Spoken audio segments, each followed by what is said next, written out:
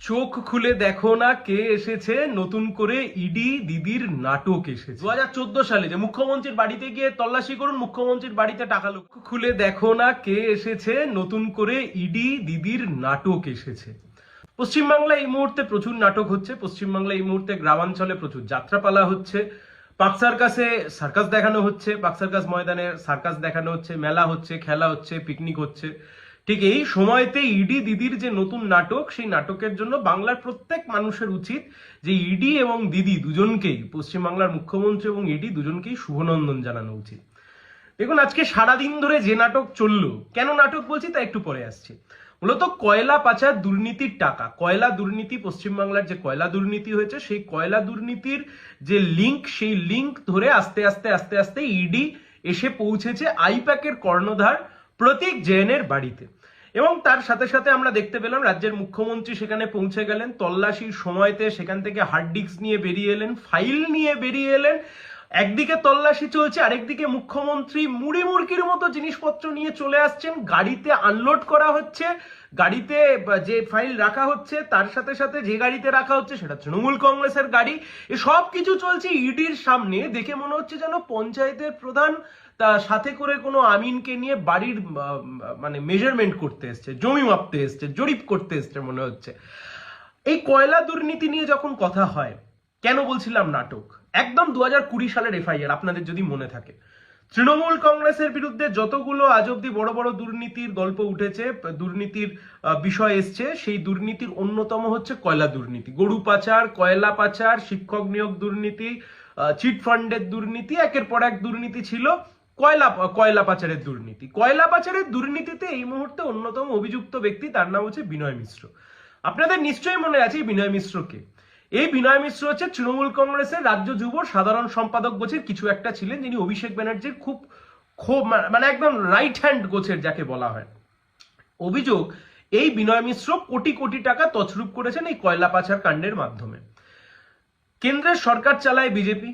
ED CBI এর চোখে ধুলো দিয়ে এই বিনয় মিশ্র দিনের পর দিন বিদেশে, বাইরে কোনো এক দেশে সে গাছ লুকিয়ে সেখানে বসে রয়েছে। দিনের পর দিন ধরে ইডি সিবিআই এর আধিকারিকরা অন্তত আদালতে এমন কথাই বলেছেন।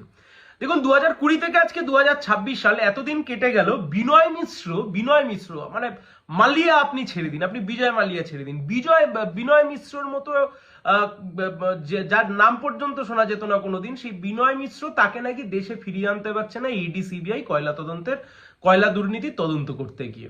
1 নম্বর ঘটনা। 2 নম্বর ঘটনা, আপনাদের নিশ্চয়ই মনে আছে অনুব্রত মণ্ডল যে সময়তে অ্যারেস্ট হন, তার সময়তে ছিল গরু পাচারের মামলা।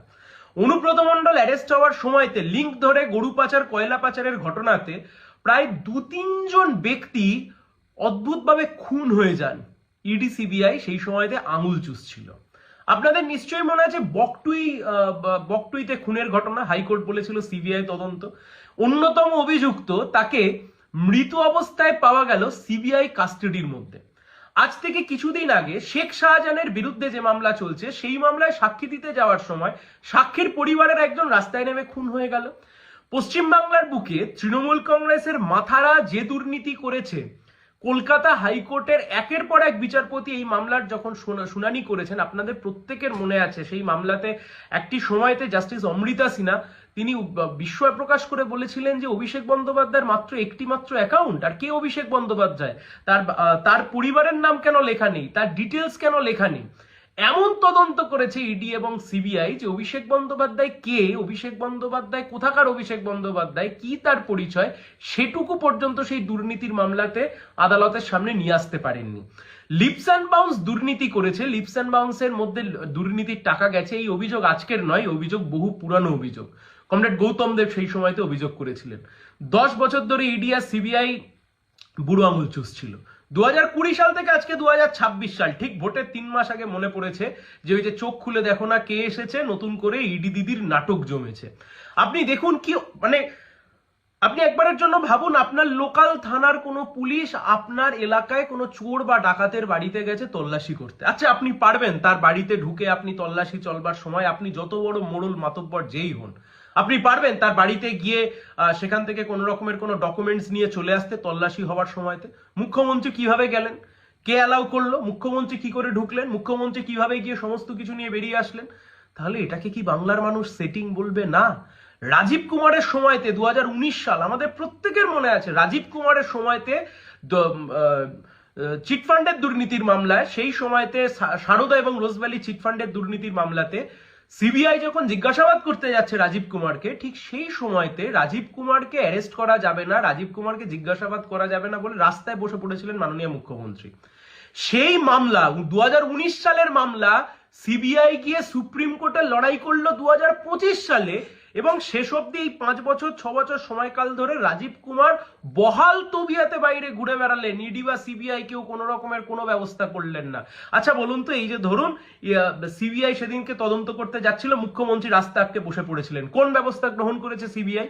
এই প্রশ্নের উত্তর আজকে বিজেপি দেবে না, এই প্রশ্নের উত্তর আজকে কেন্দ্রের সরকার বা কেন্দ্রের শাসক দল যারা আছে তারা দেবে না। ঠিক একই রকম ভাবে আজকের আইপ্যাক, যে আইপ্যাক কার্যত তৃণমূলের প্রাণভোমরা, গোটা বাংলার মানুষ আমরা জানি যে তৃণমূলের নেতাদের কাছে তৃণমূলের যত না ইনফরমেশন আছে তার চাইতে ঢের বেশি ইনফরমেশন রয়েছে কার কাছে? না, ঢের বেশি ইনফরমেশন রয়েছে আইপ্যাকের কাছে। আইপ্যাকের প্রতীক জৈন, তিনি সরকারের কেউ নন, তিনি তৃণমূলের কেউ নন। এমনকি খোদ মাননীয় মুখ্যমন্ত্রী যখন পার্থ চট্টোপাধ্যায় গ্রেপ্তার হন, পার্থ চট্টোপাধ্যায় শেষ যাকে ফোন করেছিলেন, যে লিস্ট রয়েছে অ্যারেস্টের সময়তে যে মেমো প্রিপেয়ার করা হয়েছিল, সেই মেমোতে যে ফোন নাম্বার দেওয়া ছিল সেটা মুখ্যমন্ত্রীর ফোন নাম্বার। মুখ্যমন্ত্রীকে যখন ফোন করেছিলেন, মুখ্যমন্ত্রী সেই সময় ফোনটুকু পর্যন্ত তোলেননি। সিবিআই যখন অনুব্রত মণ্ডলকে অ্যারেস্ট করতে গেছিল, সেই সময় মুখ্যমন্ত্রী গিয়ে অ্যারেস্ট আটকাননি। সিবিআই যে সময়তে আপনার জ্যোতিপ্রিয় মল্লিককে অ্যারেস্ট করতে গেল, সেই সময়তেও গিয়েও কেউ আটকায়নি। তাহলে আজকে প্রতীক জৈনের সময় থেকে মুখ্যমন্ত্রীকে দাঁড়াতে হলো কেন? কিসের জন্য মুখ্যমন্ত্রীকে গিয়ে দাঁড়াতে হলো?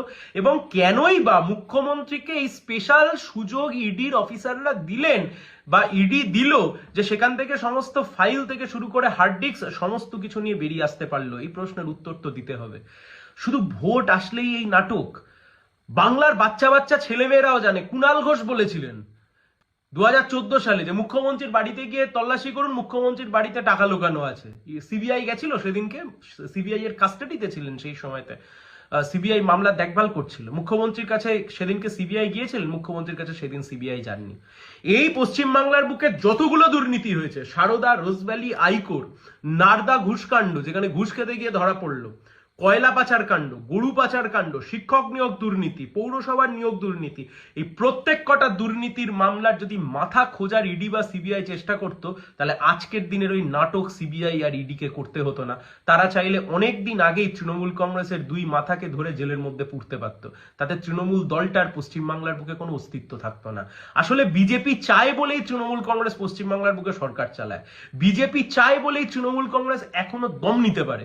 বিজেপি চায় বলে, বিজেপির দিল্লির নেতারা, রাজ্যের নেতারা কি বললো কিছু যায় আসে না, দিল্লির নেতারা চায় বলেই এই মুহূর্তে এখনো অব্দি তৃণমূল কংগ্রেস বহাল তবিয়াতে সরকারে বসে আছে। আজকের ঘটনা আরো একবার চোখে আঙুল দিয়ে প্রমাণ করিয়ে দিল, একদিকে তদন্তের নামে, অভিযানের নামে একটা নাটক চললো, প্রহসন চললো সারাদিন ধরে, আর ঠিক তার অন্যদিকে মুখ্যমন্ত্রী গিয়ে অদ্ভুতভাবে একই সময়তে গিয়ে সেখান থেকে সমস্ত কিছু নিয়ে গটগট করে বেরিয়ে আসলেন। দেখে ওই একটাই কথা বারংবার মনে পড়ে গেল, চোখ খুলে দেখো না কে এসেছে, নতুন করে ইডি দিদির নাটক জমেছে। বাংলার মানুষের কাছে একটাই অনুরোধ, এই নাটকে ভুলে যাবেন না, এই বাইনারি তৈরির চেষ্টায় নিজেদেরকে ভুলিয়ে দেবেন না, কখনো ভুলিয়ে দেবেন না যে তৃণমূলের করা এই এক একটা দুর্নীতি, সেই দুর্নীতির তদন্ত না হওয়ার পেছনে যদি কেউ যুক্ত হয়ে গিয়ে থাকে, তা কেবলমাত্র বিজেপির কেন্দ্রের সরকার। এই কথা শুধু আর আজকে আমরা বলছি না, তৃণমূল বা বিজেপির সাংসদ, তমলুকের সাংসদ, প্রাক্তন বিচারপতি অভিজিৎ গঙ্গোপাধ্যায় পর্যন্ত আজকে একই কথা বলতে বাধ্য হচ্ছে। সবাই ভালো থাকবেন।